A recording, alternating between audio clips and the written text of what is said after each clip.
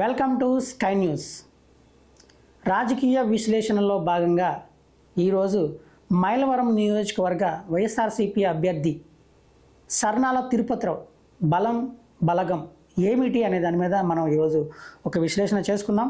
అయితే ఆ విశ్లేషణలోకి వెళ్ళే ముందు అసలు సర్నాల తిరుపతిరావు సామాన్యుడు, నిరుపేద కుటుంబం నుంచి వచ్చినవాడు. అసలు ఇలాంటి వ్యక్తి ఆగర్భ శ్రీమంతుడైనటువంటి కూటమి అభ్యర్థి అయిన ఎమ్మెల్యే వసంత వెంకట కృష్ణప్రసాద్ను ఢీకొట్టడం సాధ్యమేనా అనే అనుమానాలు ఇప్పటికీ ఉన్నాయి. అయితే ఆ అనుమానాలు ఎందుకున్నాయి? ఆయన సామాన్యుడని, నిరుపేద అని, వార్డు నెంబర్ కూడా గెలవలేని వ్యక్తి అని, ఇలాంటి ప్రశ్నలు ఎన్నో ఉత్పన్నమవుతున్నాయి. అయితే ఇలాంటి ప్రచారం జరుగుతున్న నేపథ్యంలో, ఇలాంటి అంశాలు తెర మీదకి వచ్చిన నేపథ్యంలో ఒక ఆసక్తికరమైన అంశాన్ని మనం పరిగణలోకి తీసుకోవాల్సిన అవసరం ఉంది. ఒకసారి పరిశీలించాల్సిన అవసరం కూడా ఉంది. అయితే అదేంటనేది ఒకసారి మనం చూద్దాం. సహజంగా రాజకీయ పార్టీలకు ప్రజాప్రతినిధుల బలం ఎంత ఎక్కువ ఉంటే అంత ఫలితం బాగుంటుందనేది ఒక అంచనా.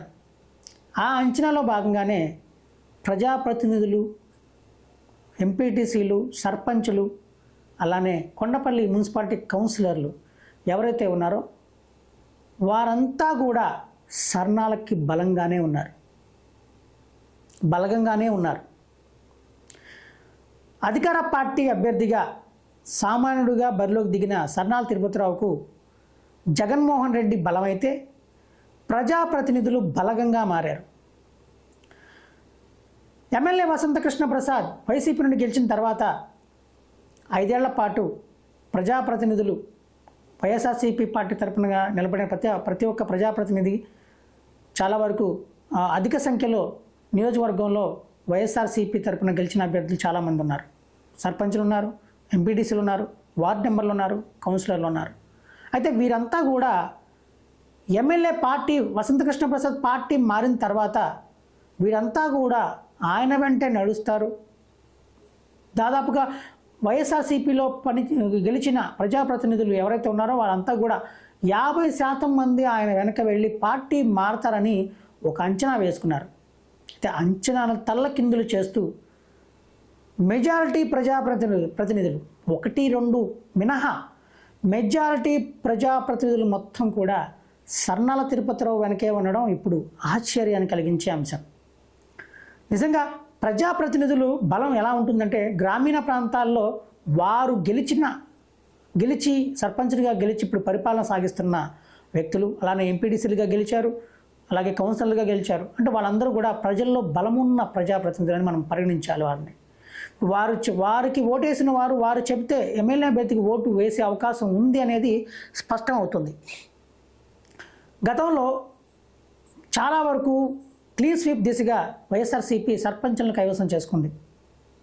సర్పంచులందరూ మ్యాక్సిమం చాలా వరకు అందరూ 63 స్థానాలు సంథింగ్ 62 స్థానాలు సంథింగ్ పోటీ చేస్తే దాదాపు 59 మంది సర్పంచులు, 58 సర్పంచులు లెక్క కరెక్ట్గా క్లారిటీ లేదు, కానీ చాలా వరకు కూడా వైఎస్ఆర్సీపీ కైవసం చేసుకుంది సర్పంచులకు సంబంధించి.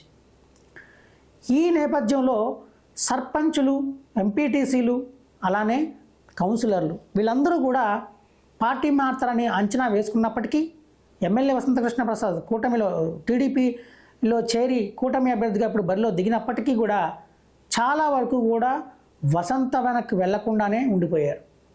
చాలా వరకు వైఎస్ఆర్సీపీలో ఎవరైతే ప్రజాప్రతినిధులు గెలిచారో వాళ్ళందరూ కూడా ఇప్పుడు సర్నాలకు మద్దతుగానే ఉన్నారు. అయితే ఈ పరిణామాల నేపథ్యంలో పార్టీ జగన్మోహన్ రెడ్డి సర్నాలకు బలమైతే బలగంగా ప్రజాప్రతినిధులు, కౌన్సిలర్లు, ఎంపీటీసీలు ఉండడం ఒక ఆసక్తికర పరిణామంగానే మనం పరిగణించాలి. ముందుగా పార్టీ సంబంధించి ఇక్కడ మైలవరం నియోజకవర్గంలో పోటీ చేసేది సర్నాల తిరుపతిరావు కాదు, జగన్మోహన్ రెడ్డి పోటీ చేస్తున్నారనే సంకేతాలని ప్రజల్లోకి బలంగా తీసుకెళ్తుంది వైఎస్ఆర్సీపీ పార్టీ కేడర్. ప్రజలకు జగన్మోహన్ రెడ్డి ఇక్కడ పోటీ చేస్తున్నాడు, సామాన్యుడు సర్నాల తిరుపతిరావు కాదు అనే సంకేతాన్ని ఇస్తూ, అలానే ప్రజల ఆదరణ ఏదైతే సంక్షేమ పథకాలు అమలు చేశారో, అప్పుడు అమలవుతున్నాయో, సంక్షేమ పథకాలు తీసుకున్న ప్రతి ఒక్కరూ కూడా వైఎస్ఆర్సీపీకే ఓటు వేస్తారని, కూటమి అభ్యర్థిగా పార్టీ మారి విలువలకు తిలోదకాలు ఇచ్చిన వసంతకృష్ణ ప్రసాద్కు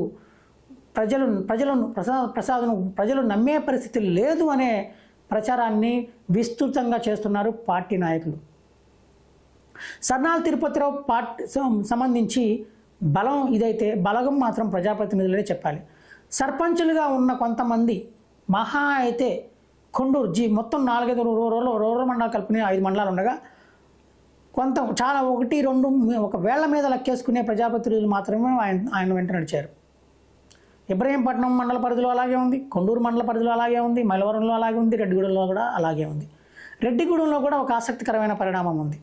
రెడ్డిగూడెం మండలంలో టీడీపీ నుండి గెలిచిన ఆయన అదే సమయంలో వైసీపీలోకి వచ్చి వైసీపీ నుండి మళ్ళీ టీడీపీలోకి వెళ్ళడం, పార్టీ పెద్దలది పార్టీ నాయకులందరూ కూడా అది పార్టీ వలస కాదు, ప్రజాప్రతినిధి అక్కడ ప్రజాప్రతినిధి, మనకిక్కడ ఎవరు వాళ్ళు వెళ్ళింది లేదు, మొత్తం అందరూ కూడా ప్రజాప్రతినిధుల బలం సంఖ్య కూడా మొత్తం అంతా కూడా వైఎస్ఆర్సీపీ తరపునే ఉంది అని బలంగా చెప్తున్నారు.